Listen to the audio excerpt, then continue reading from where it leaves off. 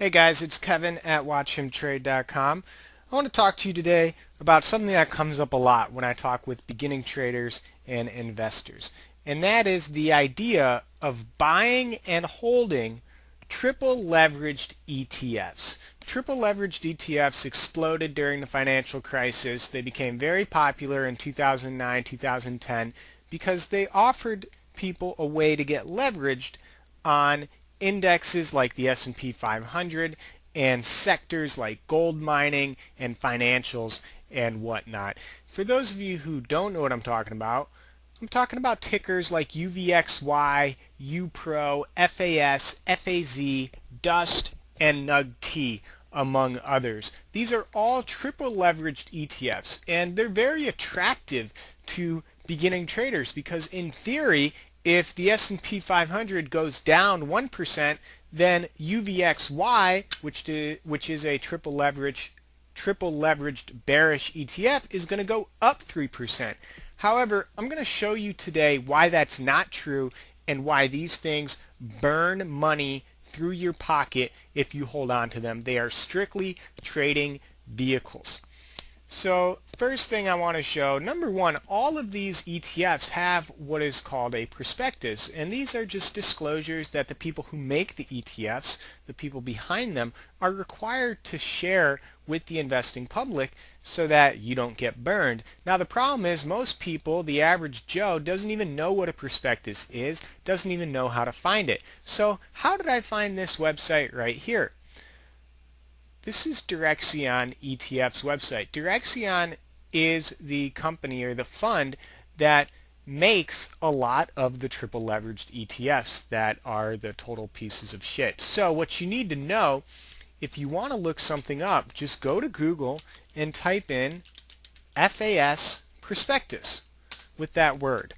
And you'll see something like Direxion Investments. You click that, and now this brings you to an extremely important disclosure page. And this page has everything we need on it. So this shows us the FAS and the FAZ.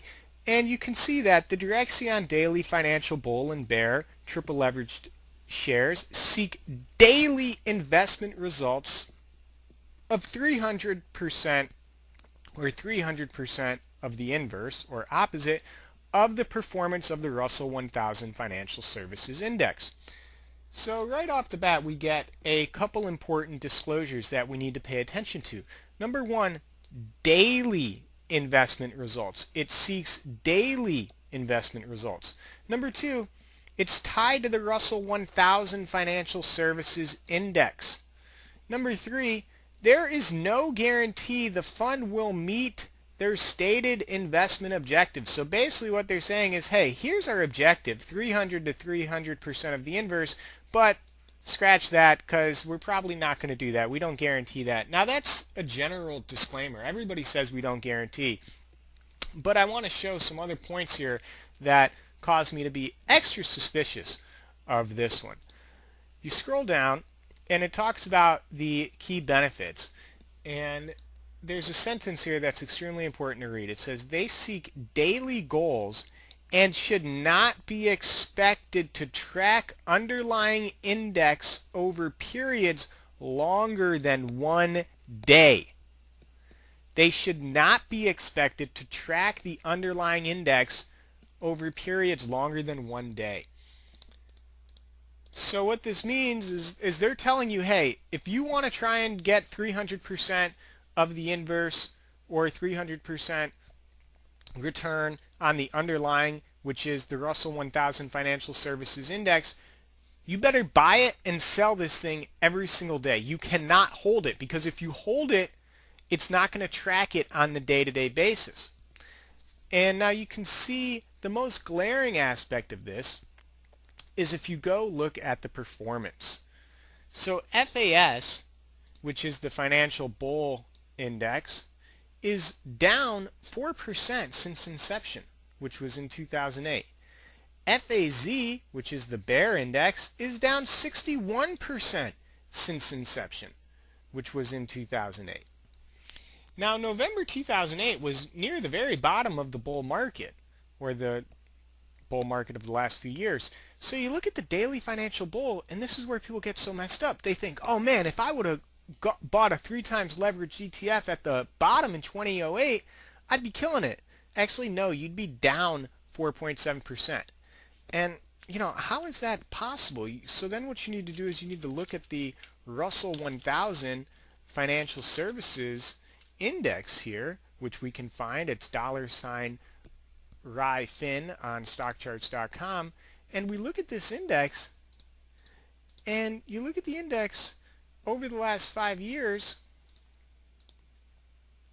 and look at that. The index has gone from 600 in 2012 to 1300. The index is up over 100%, and this is mind-blowing, and this is so important to realize.